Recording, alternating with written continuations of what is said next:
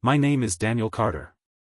I'm 42 years old, and for most of my life I've lived inside boardrooms, airports, and tailored suits. As a senior partner at a mid-sized investment firm in Manhattan, control was my daily currency. Numbers, people, negotiations, I thrived in all of it. From the outside, my life looked polished, a brownstone on the Upper West Side, a seven-figure account, and a wife who could stop a room with a single glance. Her name is Emily. Beautiful, poised, the kind of woman colleagues described as out of his league. She wore elegance like armor, turned heads at every gala, and played the role of the perfect wife so convincingly that even I believed it for years. To friends, we were a power couple. To me, we were supposed to be a forever story. But behind the curated smiles and champagne toasts, cracks had been spreading through our marriage like hairline fractures in glass. That Friday night, I thought maybe she wanted to repair those cracks. She had suggested dinner at Morton's, the same steakhouse where I had dropped to one knee 10 years earlier and slid a ring onto her finger. To me, that restaurant was sacred ground, the place of beginnings, anniversaries, and private celebrations.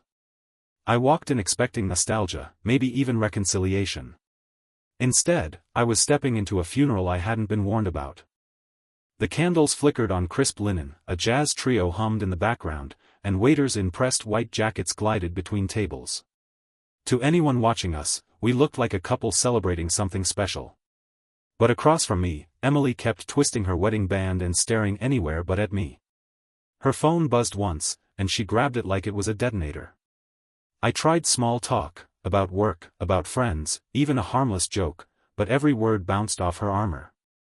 Her smile never reached her eyes. Somewhere between the appetizer and the wine refill, I felt the air thin. Something was coming. And then she said it. "Daniel, we need to talk." For words that land like bullets in a marriage. My chest tightened, but I kept my face neutral. "It's over," she said flatly. Her tone was rehearsed, detached. "I'm leaving you." The steak knife in my hand froze mid-cut. She finally looked me in the eyes. "I've found someone else," she added, almost defiantly. "We're going to Paris together." Of course it was Paris. It couldn't be Denver or Miami. It had to be the city of lights, champagne, caviar, and the illusion of reinvention. I lifted my glass of Cabernet and took the slowest sip of my life. "Enjoy your flight," I said. Confusion flickered across her face. She had expected tears, rage, maybe a dramatic scene that diners would whisper about. She wanted a spectacle she could later use as justification, see? Daniel was always controlling, always angry. But instead she got calm. Indifference. A composure she didn't know how to fight. What she didn't know, what made me almost smile into my wine, was the truth. Her mysterious lover wasn't some wealthy European or powerful stranger. No, her grand Parisian escape was with Michael Ross, my 24-year-old intern. Fresh out of business school, still learning the difference between EBITDA and net profit, and arrogant enough to think cufflinks made him a titan of Wall Street. Emily thought she was detonating my life that night. In reality, she had just lit the fuse on her own downfall. Looking back now, I realized the signs were flashing like neon lights. But at the time, I convinced myself they were nothing. That's the thing about betrayal, it rarely arrives like a thunderclap. It creeps in like fog, soft and subtle, until suddenly you're choking on it. Emily had always enjoyed going out with friends. Wine bars, dinners, the occasional art gallery opening, that was normal. But somewhere along the way, her social calendar became relentless. Girls' night turned into 4 nights a week. Every evening she stepped out dressed to kill, heels sharp enough to cut glass, lips painted scarlet, perfume that lingered long after the door closed. When I asked who she was meeting, the answers never changed. The same 2 names, repeated like a script she hadn't bothered to update. I never met those friends. Never saw pictures. Just vague stories the next morning. And still, I told myself not to overthink it. Then came the wardrobe shift. Dresses too glamorous for casual dinners, handbags delivered weekly, jewelry sparkling a little too loudly. She started ordering perfumes that cost more than some people's rent. Each morning she'd glide into the kitchen as if heading for a photo shoot, while I laced up my sneakers for a jog through Central Park. And the phone calls. Always in the other room, voice low, sentences broken by laughter that was far too intimate. She'd claim it was her sister, or Jenna needing advice. But I saw the glow in her cheeks when she returned, her mind still somewhere else. I'd sit there, bourbon in hand, wondering when my home had become a stage set for lies. At night, she binged French films on Netflix. Black and white classics with subtitles, stories of lovers in Paris cafés, tragic endings by the Seine. She scribbled little notes in a journal, French phrases underlined twice, as if preparing for an exam. I'd ask what she was writing. She'd snap the notebook shut and smile like I was prying into state secrets. I knew. Deep down, I knew. But denial is a sweet poison. I told myself she was restless, that she needed space, that trusting her was the noble thing. I laughed off questions from friends. Where's Emily tonight? Out with the girls, I'd say, pretending I wasn't hollow inside. The final nail came wrapped in arrogance. His arrogance. Michael Ross had been with us for barely 3 months. Fresh MBA, slick Armani suits that looked custom-tailored, hair that took more product than a runway model, and a smile that screamed entitlement. The office fell for it, his compliments, his charm, the way he remembered people's kids' names. To them, he looked like a rising star. To me, he looked like a fraud in training. I started connecting dots. Emily's girls' nights matched perfectly with Michael's sudden taste for luxury. Expense reports showed dinners at French bistros, champagne at rooftop lounges, hotel stays that had no business being labeled client meetings. Each receipt was a breadcrumb leading straight to them. But instead of blowing up, instead of confronting Emily or humiliating Michael in the office, I stayed quiet. I kept watching. Every swipe of the corporate card, every fabricated invoice, every hotel bill was another piece of rope he handed me willingly. That's when I decided to set the trap.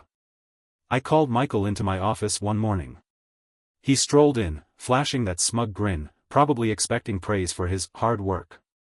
I slid a shiny new corporate card across the desk. This is about trust, I told him, looking him dead in the eye. Use it wisely. Don't make me regret it. His grin widened like I'd just knighted him. He walked out puffed up, chest high, convinced he was on the fast track to partnership.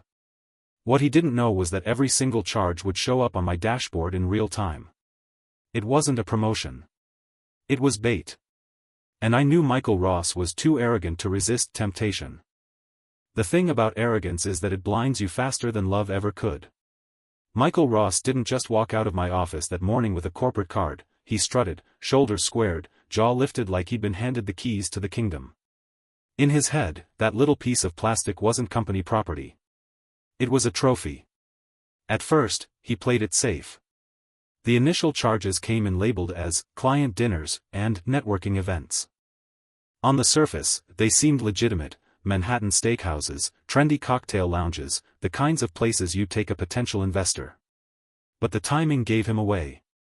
Dinners stretching until midnight. Business meetings logged on Friday nights. And the receipts themselves told a different story, candlelit tables for 2, champagne bottles worth more than most interns' rent, meals that looked suspiciously like dates, not strategy sessions. Then came the hotels. He tried to camouflage them as overnight project stays. Cute. Except these weren't modest business hotels near the office. These were boutique suites in Midtown and Soho, the kind that advertised rooftop views, designer linens, and champagne minibars. I scrolled through the expense dashboard late at night, bourbon warming my chest, watching his arrogance unfold in real time.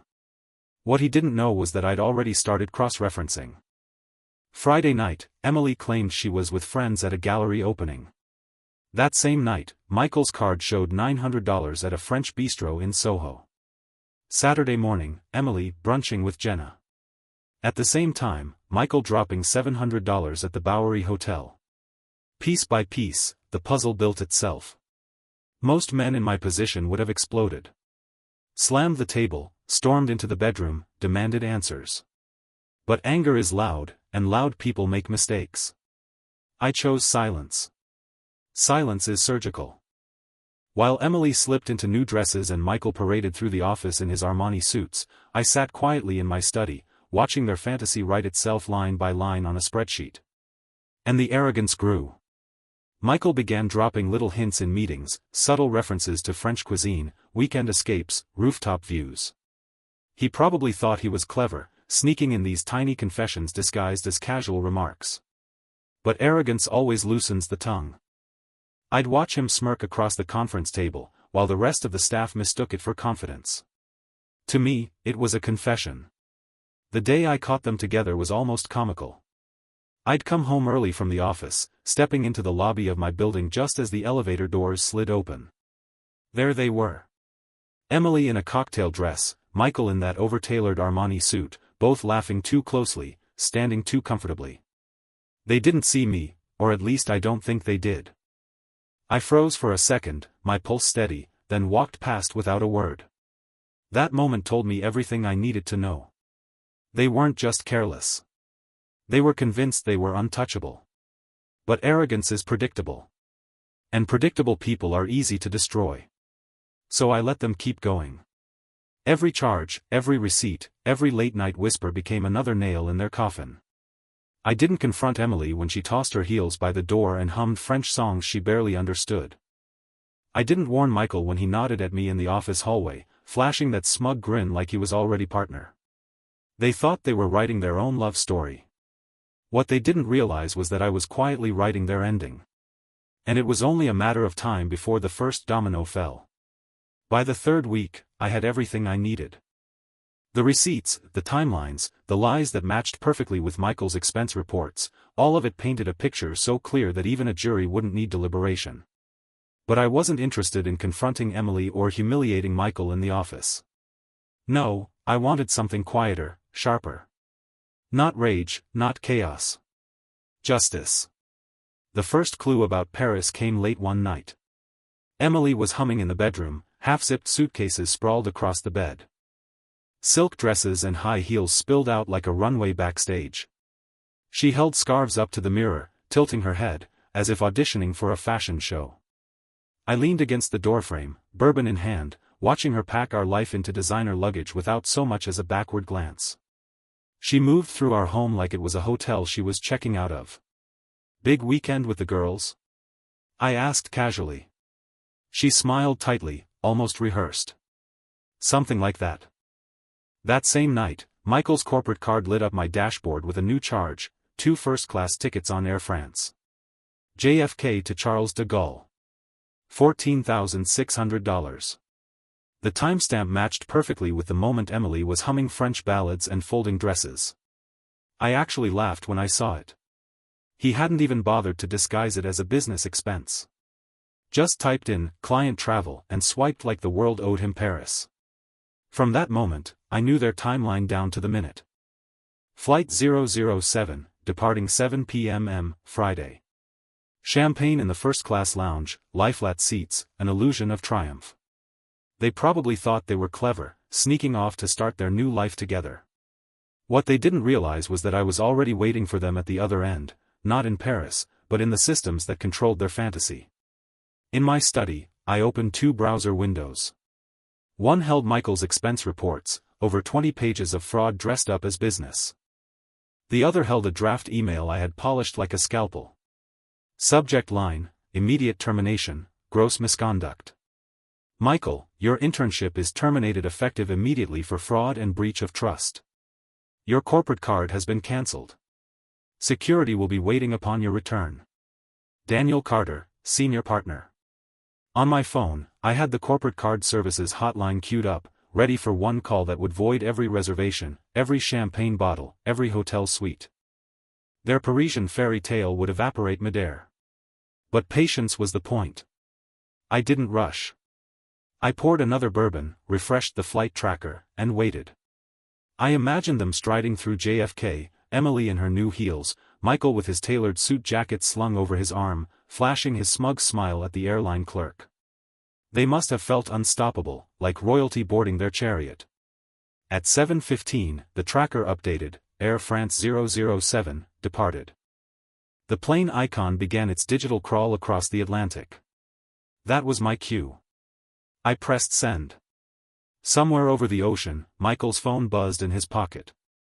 1 second he was sipping champagne, basking in the glow of stolen luxury. The next, his career evaporated in a single notification. I almost pitied him, almost. Then I picked up the phone and made the call to cancel his card. The rep on the other end confirmed within 15 minutes every pending reservation would be voided. Hotels, restaurants, even the car service waiting for them in Paris, gone. I leaned back in my chair, exhaled slowly, and whispered the same 3 words I had given Emily across the table at Morton's. Enjoy your flight. Because that was all they had left now, the flight itself. They touched down in Paris as if they were royalty. I could see it in my mind without needing to be there. Emily dragging her brand new luggage across the polished floors of Charles de Gaulle, her heels clicking like she was auditioning for a travel commercial. Michael walking beside her, chest puffed, grinning at nothing in particular, as though the entire city had been waiting for his arrival.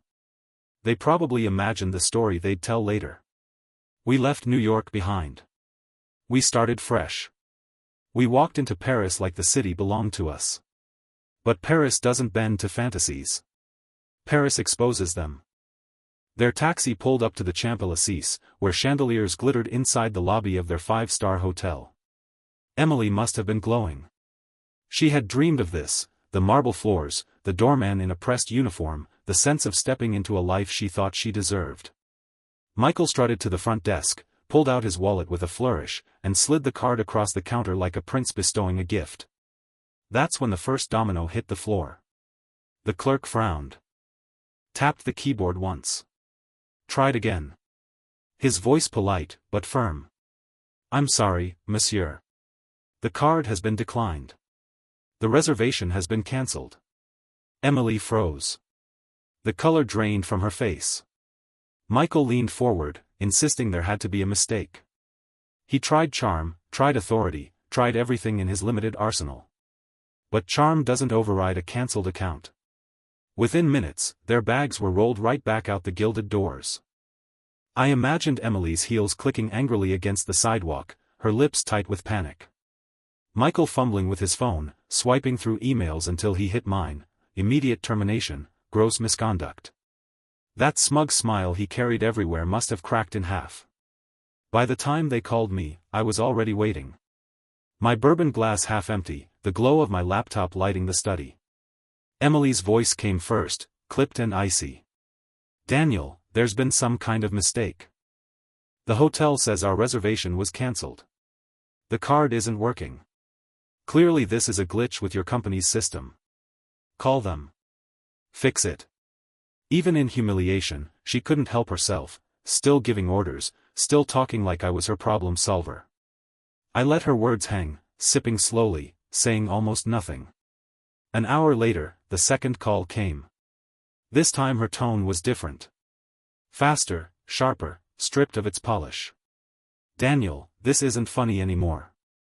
The cards declined everywhere, restaurants, taxis, even the airport lounge.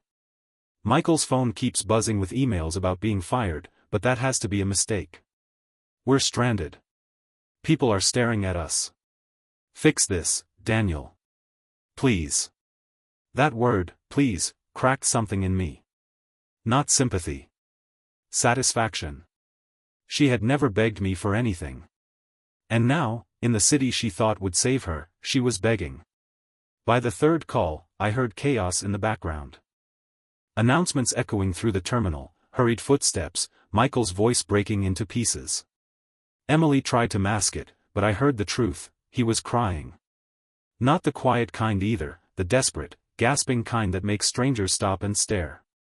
Daniel, she whispered urgently, he says his career is over. He says he'll never work again. He won't stop crying. People are filming us. Do you understand? This is humiliating. Humiliating?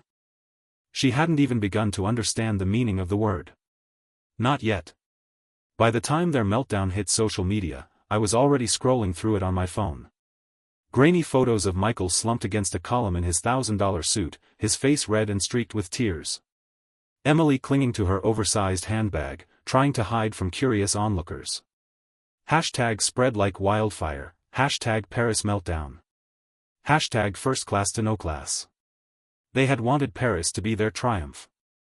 Instead, it became their public execution. And I didn't need to lift a finger. The internet has a way of amplifying humiliation. What might once have been a private disaster at a Paris airport became, in less than 24 hours, a spectacle shared across continents. Strangers with smartphones don't just witness anymore, they publish, they caption, they mock. And Emily and Michael became the punchline. The first image I saw made me laugh out loud. Michael, once so polished, slumped on the floor of Charles de Gaulle like a college kid after a failed exam. His $1,000 Armani suit was wrinkled, his tie hanging loose, his face buried in his hands. Emily sat beside him, her posture stiff, clutching her handbag like it was a life raft, her eyes darting away from the cameras. By the time the hashtags caught on, it was over for them. Hashtag Paris meltdown. Hashtag first class to no class. Hashtag intern affair. Comments flooded in. Some laughed at the irony, a glamorous couple stranded in Paris with nothing but designer luggage. Others speculated about who they were, spinning theories about fraud, affairs, and karma. Memes surfaced within hours, captions slapped across their faces, mocking the lovers who lost everything. Emily called again, her voice sharper now, venom dripping through the receiver. Daniel, do you have any idea what you've done? We're a joke. People are filming us, posting us. You need to fix this right now. But there was nothing to fix. That was the point. Her carefully curated image, the perfect wife, the woman everyone envied, had collapsed in public view. For someone who had built her identity on appearances, the fall was more brutal than any financial loss. Michael wasn't doing any better. The meltdown videos spread fast, and in the age of LinkedIn and corporate gossip, word traveled even faster. His name appeared in whispers across every firm in Manhattan. The intern who committed fraud. The kid who slept with the boss's wife. Within days, he went from golden boy to cautionary tale. I didn't need to lift another finger. The internet and corporate rumor mills were doing the work for me. By the fourth day, the calls from Emily changed tone. No more venom, no more entitlement. Just exhaustion.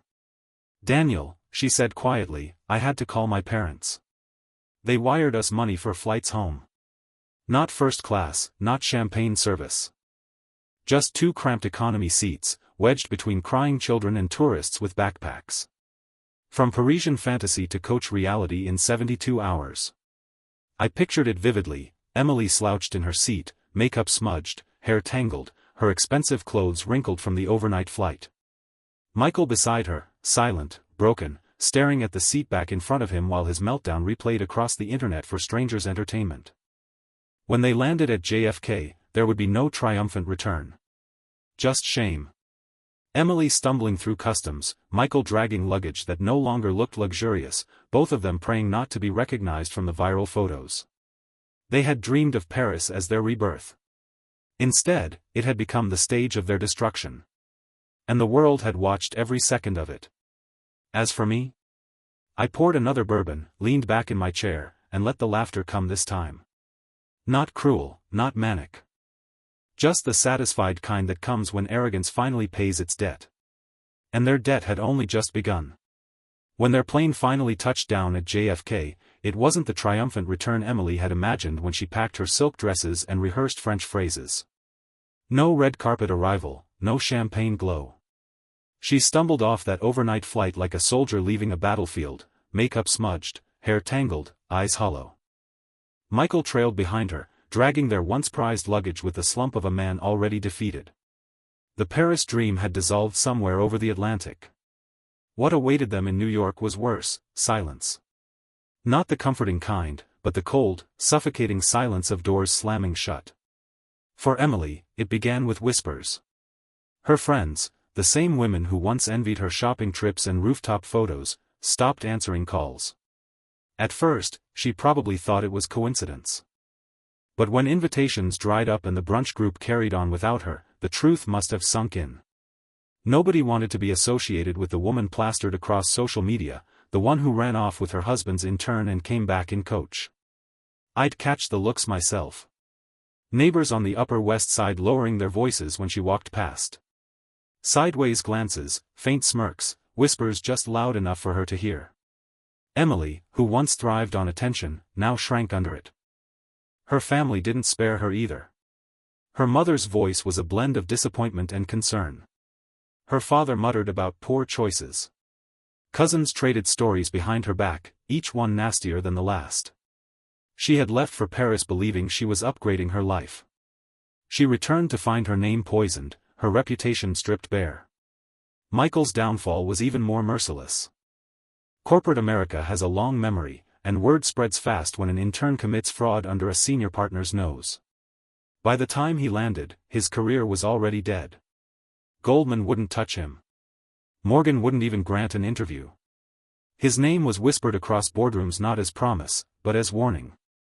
Within a week, he was on every blacklist that mattered. Consulting firms, hedge funds, boutique firms, doors slammed before he could even knock. The Armani suits still hung in his closet, but he had nowhere to wear them. To his peers, he had once been the rising star. Now he was the case study professors pulled up in class. Here's what happens when arrogance meets fraud. He tried to fight it at first. Updated his LinkedIn, polished his resume, marched into interviews with the same slick grin he'd worn in my office. But no smile could erase what the internet had already immortalized. The meltdown videos from Paris had done their job. Every recruiter, every HR manager knew his face before he stepped into the room. Polite rejections piled up. "Thank you for your time, Mr. Ross, but we've decided to move forward with other candidates." Some firms didn't even bother with courtesy. They just never called back. By 24, Michael Ross was finished. Not just unemployed. Finished. Emily, meanwhile, tried to cling to what was left of her world.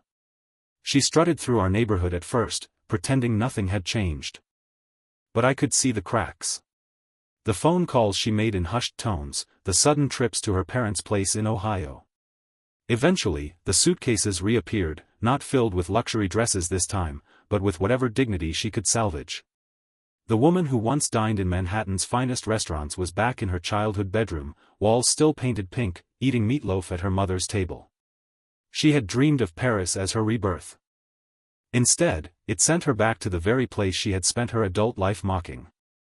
And I didn't chase her. I didn't plead. I let her go. Because her absence wasn't a loss. It was liberation. The house was mine again. For the first time in years, it felt like a home rather than a battlefield disguised with fresh flowers and designer candles. No more slammed doors, no passive-aggressive sighs, no background hum of dissatisfaction. Just silence. Clean. Calm. Liberating. I woke up earlier, not because I had to, but because I wanted to. I brewed real coffee, not the almond milk concoctions Emily insisted on, and drank it slowly, tasting it instead of swallowing it between arguments. Breakfast was simple: eggs, toast, protein. No lectures about carbs, no lectures about antioxidants. Just food that fueled me. Work was different too. Without the weight of suspicion, without the distraction of her endless drama, the office became my arena again. Deals closed faster. Clients trusted me more. I found myself sharper, steadier, my judgment cleaner. Within 1 quarter, my accounts grew 30%. Even Richard, my senior partner, pulled me aside during a review. "Daniel," he said, "whatever you're doing differently, keep doing it. Your instincts have been flawless." I didn't tell him the truth. Betrayal had been my greatest teacher. The gym became my sanctuary. Not because I was chasing vanity or revenge, but because I wanted to feel strong again. Every rep, every mile was for me. I wasn't sculpting my body for photos or to fit someone else's definition of desirable. I was reclaiming what I had let erode. Slowly, the mirror began to change. 15 pounds of lean muscle. Broader shoulders. Sharper jawline. My colleagues noticed. So did strangers. But the most important part was that I noticed. Evenings shifted too. No more fake Netflix nights where Emily scrolled on her phone while pretending to watch. Now, I read business journals, biographies, thrillers. I poured a bourbon when I wanted to, not because I needed to dull the ache of disappointment. Sometimes the TV played sports. Other times it stayed off. And in that quiet, I found something I hadn't felt in years: peace. Somewhere along the line, I found myself laughing again. Really laughing. At dumb jokes with my assistant Jennifer, over beers with Marcus, my old college roommate. Dan, he said one night, clinking his glass against mine, I haven't seen you this loose in years. You're actually funny again, not just surviving. He was right. I hadn't realized how much of myself I'd buried just to keep the illusion of stability with Emily. The man who used to laugh too loudly, who could turn setbacks into stories, who enjoyed life instead of enduring it, he was back. Alone didn't mean lonely. Alone meant free. Emily had mistaken comfort for control. She thought I needed her chaos to feel alive. But stripped of her, my world expanded. I wasn't walking on eggshells anymore. I wasn't performing for someone who had already chosen to leave. I was just me, sharper, lighter, stronger. For years, I believed my life was defined by the picture of marriage we projected. But the picture was fake. Now, with the frame shattered, I realized the truth: my life didn't collapse when Emily left. It began. If there's one thing life has taught me, it's that actions echo. Sometimes they echo quietly, fading into the background. Other times, they thunder. Emily and Michael's choices didn't just echo, they detonated, and the shockwaves kept rolling long after Paris. For Michael, the corporate world closed its doors faster than I expected. HR departments talk. Partners whisper over scotch. Recruiters trade warnings the way traders swap tips. His name was poison. Within weeks, he wasn't the promising MBA intern from Wharton. He was the kid who defrauded his firm and slept with his boss's wife. His resume might as well have been printed on red paper. He tried, I'll give him that. Marched into interviews with his usual slick grin, wearing the same Armani suits that once fooled my staff. But arrogance doesn't erase a digital trail. Every recruiter had already seen the viral meltdown in Paris. They recognized his face before he even introduced himself. Thank you for your time, Mr. Ross, but we've decided to move forward with other candidates. Polite. Final. Dead ends, one after another. By 24, Michael Ross wasn't just unemployed. He was finished. Emily's fall was slower, but crueler. Her entire identity had been built on perception.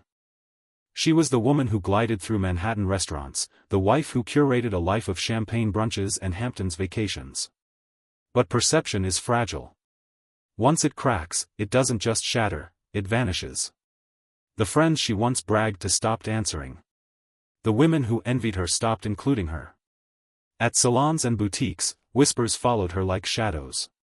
Even neighbors on the Upper West Side averted their eyes, though never quickly enough to hide the smirks. She became a story people told in hushed voices. She left her husband for the intern. She came back humiliated. Eventually, the suitcases reappeared. Not stuffed with new dresses this time, but with the remnants of dignity she could salvage. Emily returned to Ohio, to the house she once mocked for its floral curtains and outdated kitchen. Her old childhood bedroom, faded pink walls and all, became her refuge. The woman who had once dined at Del Frisco's now ate meatloaf at her mother's table. I didn't celebrate her downfall. Not openly. By then, I didn't need to. She had written her own ending, and Paris had sealed it in ink the world would never let her erase. Meanwhile, my life surged. My portfolio climbed, clients praised my clarity, and the partners began to treat me like the firm's steady hand. For the first time in years, I wasn't weighed down by distraction. I thrived. At the gym, I kept building. At work, I kept winning. At home, I rediscovered the peace of solitude. I wasn't chasing revenge anymore. I didn't need to. The consequences had taken care of themselves. Sometimes at night, I'd pour a bourbon and sit in the study, thinking about it all. The steakhouse. Emily's smug words. Michael's smirk. The Paris meltdown. And I'd realize something important: I hadn't destroyed them. They had destroyed themselves. I had simply chosen not to save them. Justice isn't always loud. Sometimes it's quiet, patient, inevitable. And for me, it came in 3 words. Enjoy your flight. It's been months now, long enough for the dust to settle, long enough for me to see it all with clarity instead of adrenaline. People ask if I regret it, if maybe I went too far, if perhaps I should have tried forgiveness instead of orchestrating their collapse. But regret isn't a word that lives in me anymore. Not after what I've seen. Not after what I've felt since. Emily thought she was leaving me broken. She thought Paris would be her rebirth, her glamorous escape into a new life.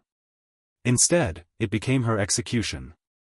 The very city she idolized turned its lights against her, spotlighting her arrogance for the world to laugh at. She's gone now, tucked away in Ohio, trying to disappear into a childhood bedroom that smells of dust and faded dreams. The woman who once measured herself by the envy of others is now forgotten, her name whispered only as a cautionary tale.